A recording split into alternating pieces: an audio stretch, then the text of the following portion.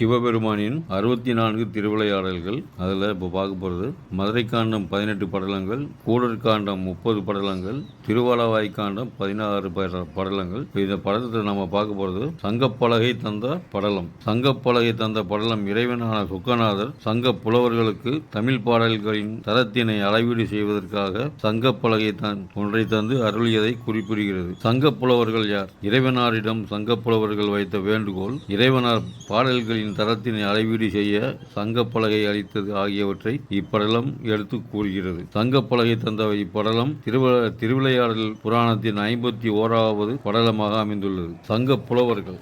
வங்கிசேகர பாண்டியன் மதுரையை நல்லாட்சி செய்தபோது பிரம்மதேவன் தேவர்கள் மகிழும் பொருட்டு 10 அசோமேத யாகங்கள் செய்து முடித்தார். பின்னர் பிரம்மதேவர் தனது தேவியர்களான சரஸ்வதி, சாவித்திரி, காயத்ரி ஆகியோருடன் கங்கையில் நீராட விரும்பினார். அதற்காக அவர் தனது மனைவியார்களுடன் கங்கைக்கு சென்று கொண்டிருந்தார். அப்போது மிஞ்ஞை மாது, அதாவது கந்தர்வ கன்னி ஒருத்தி யாழினை மீட்டி பாடிக்கொண்டிருந்தால் அப்பாடலால் ஈர்க்கப்பட்ட சரஸ்வதி அங்கே நின்று விட்டாள். இதனால் பிரம்மதேவர் மற்ற இருவருடன் கங்கையில் நீராடி வெளியேறினார். அங்கே வந்த சரஸ்வதி பிரம்மதேவரிடம், என்னை விட்டுவிட்டு நீங்கள் மட்டும் நீராட வந்தது ஏன் என்று கேட்டாள். அதனை கேட்ட பிரம்மதேவர், நீதான் உன் நிலை மறந்து இசையில் மூழ்கிவிட்டாய். தவறு உன் மீது இருக்க எங்களை கோபிப்பது முறையல்ல. குற்றம் புரிந்த நீ மானிட பிறவி எடுத்து அக்குற்றத்தை போக்கிக்கொள் என்று கூறினார். இதனை கேட்டதும் அதிர்ந்த சரஸ்வதி, உங்களின் உயிரான நான் அழியும் மானிட பிறவி எடுக்க வேண்டுமா என்று கேட்டாள். அப்போது பிரம்மதேவர், உனது வடிவமாகிய 48 எழுத்துக்களும் 48 புலவர்களாக அவதரிப்பார்கள். அவர்களுக்கு தலைமை புலவராய்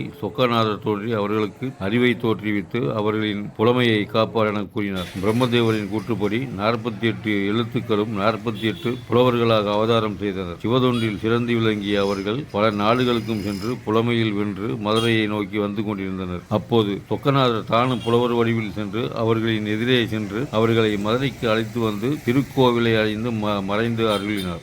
புலவர்களாக வந்தது சொக்கநாதரே என்பதை உணர்ந்து பல பாடல்களை பாடி அவரை வழிபட்டனர். பின்னர் வங்கிசேகர பாண்டியனை கண்டு வாழ்த்து கூறினர். பாண்டியனும் அவர்களுக்கு பல பரிசுகள் கொடுத்து திருக்கோயிலுக்கு வடமேற்கு திசையில் உள்ள ஒரு சங்க மண்டபம் அமைத்து அதில் அவர்களை இருத்தியிருந்தான். ஆதலால் அவர்கள் சங்க புலவர்கள் என்று அழைக்கப்பட்டனர். சங்கப்பலகை தந்தருளல். சங்க மண்டபத்தில் வீட்டிருந்த சங்க புலவர்கள் வடநாட்டு புலவர்களையும் பாண்டிய நாட்டின் முதன்மை புலவர்களையும் வாதாடி வென்றனர். ஒரு நாள் சொக்கநாதரை வழிபட்ட அவர்கள், எம்பெருமானே, எம்மோடு வாதிட பல புலவர்கள் வந்து கொண்டிருக்கின்றனர். புலவர்களின் புலமையை உள்ளபடி சீர்தூக்கி அறிய அளக்கும் கருவியாக ஒரு சங்க பலகையை தந்துள்ள வேண்டும் என்று விண்ணப்பித்தனர். உடனே இறைவனார் ஒரு பலகையுடன் புலவர் வடிவம் தாங்கி வந்தார். புலவர்களை பார்த்து, புலவர்களே, இப்பலகை பார்ப்பதற்கு குறுகியது, ஆனால் மந்திரத்தன்மை உடையது. ஒரு புலவர் தனது பாடலுடன் இப்பலகையில் அமர வரலாம். பாடல் சரியாக இருந்தால் மட்டும் இது அவர்களுக்கு இடம் கொடுக்கும். அடுத்த புலவர் சரியாக பாடலுடன் வந்தால் இப்பலகை சிறிது நீண்டு அவருக்கு இடம் கொடுக்கும். நீங்கள் அனைவரும் சரியான பாடலுடன் வந்தால் 48 பேருக்கும் வளர்ந்து இடம் கொடுக்கும். நீங்கள் மற்றவருடன் வாதத்தில் ஈடுபடும் போது உங்கள் பாடல் சரியானது தானா என்பதை அறிந்து கொள்ள இது ஒரு துலாக்கோலாக உதவும் என்று கூறி மறைந்து அருளினார். சங்ககால புலவர்கள் அப்பலகையை திருக்கோயிலில் வைத்து வழிபட்டனர். பின்னர் நக்கீரர் முதலில் சரியாக பாடலுடன் சங்கப்பலகையில் அமர்ந்தார். அவரை தொடர்ந்து கபிலர், பரணர் உள்ளிட்ட 47 புலவர்களும் சரியான பாடலை கொண்டு சங்க பலகையில் ஏறி வீற்றிருந்தனர். நாளடைவில் அவர்களின் பாடல்கள் பல்கை பெருகி அவர்கள் தங்களுடையது எது என்பதை அறிந்து கொள்ள முடியாமல் கருத்து வேறுபாடு கொண்டனர்.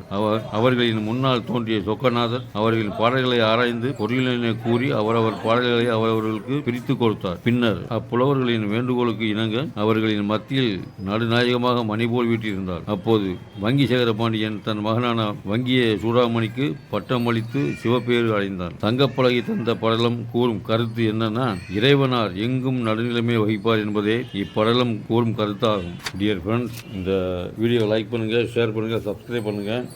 எல்லாருக்குமே ஷேர் பண்ணுங்க. இந்த மாதிரி பல புராதன விஷயங்கள் கதைகளில் நிஜமாகவே நடந்தது எல்லாமே நெக்ஸ்ட் அடுத்தடுத்த வீடியோவில் நான் பதிவிடுறது கொஞ்சம் காலதாமதமாகிவிட்டது என்பதை இத்துடன் கூறிக்கொள்கிறேன். அனைவருக்கும் நன்றி, வணக்கம். ஷேர், சப்ஸ்கிரைப் பண்ணுங்க dear friends. Okay, bye friends.